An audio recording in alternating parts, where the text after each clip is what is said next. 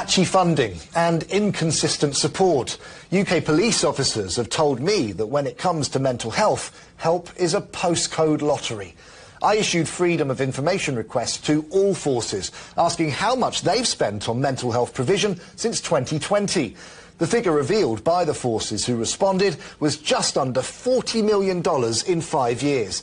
Even though spending on mental health support in the police has increased, absences due to PTSD have nearly doubled, so something clearly isn't working. In fact, we've discovered more than half of police forces don't track officers' death by suicide. That's despite the National Police Chiefs Council saying an estimated 80 current and former police officers and staff took their own lives between April 2021 and January 2024. Some say the Home Office must set national standards.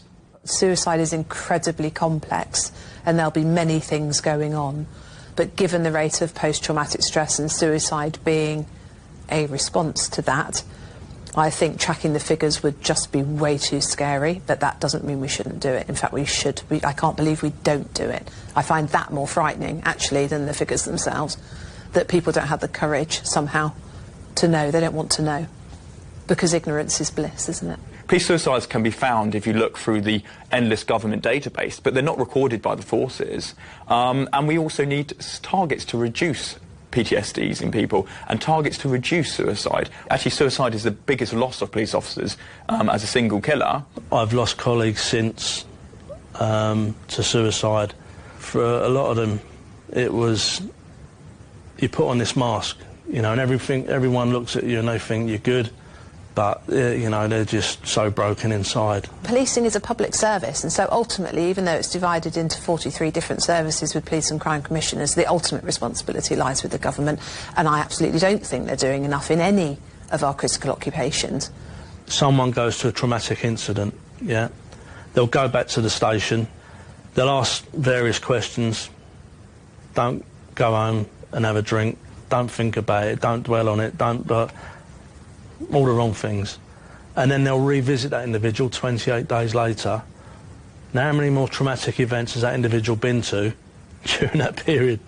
I think there's a massive void where psychological well-being of staff is concerned, and the risk with the number of officers who are suffering with post-traumatic stress and the lack of response to that and the lack of will to prevent this happening is actually really frightening.